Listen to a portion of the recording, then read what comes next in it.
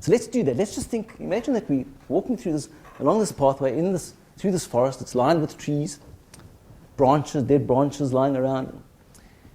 And suddenly, through the corner of our eye, we think we see one of those lines in the sand that we thought was a stick seem to suddenly move. And what do? And he says what happens is this amygdala kicks into action. And what it does is it initially causes your muscles, as I said, to lock up.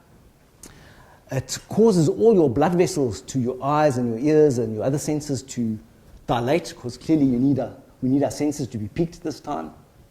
Also dilates all the muscles going to all the blood vessels going to our muscles, just in case we do decide we want to head out there.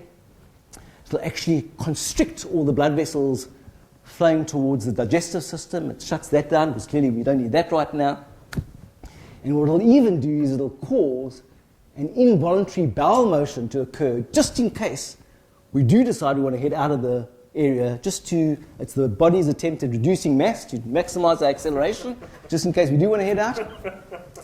And that's what happens. But apparently, after this whole dangerous scenario has passed, what happens is that the brain then floods with what are called endorphins, which are really methods of de-stressing the whole body. It's like morphine, that's where morphine comes from.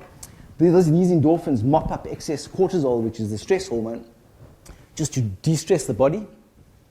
But associated with all of that, what happens also is that the brain floods with certain chemicals that actually take that whole scene and almost like imprint it or burn it into our memories. It sort of like writes it to our hard drive, if you like, and backs it up so that we never ever forget it.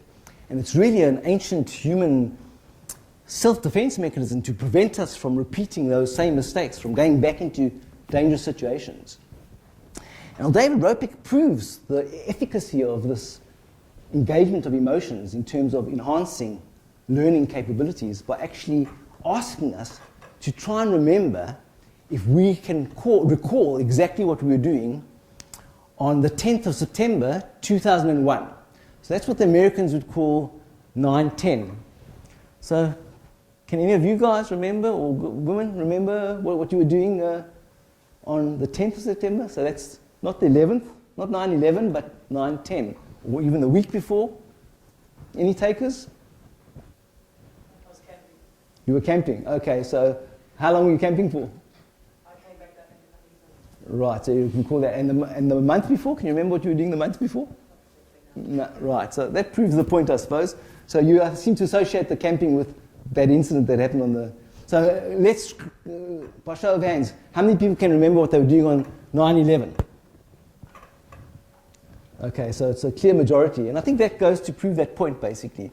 And in fact, this gentleman over here concurred that he says he can actually record exactly what he was doing when Kennedy was assassinated.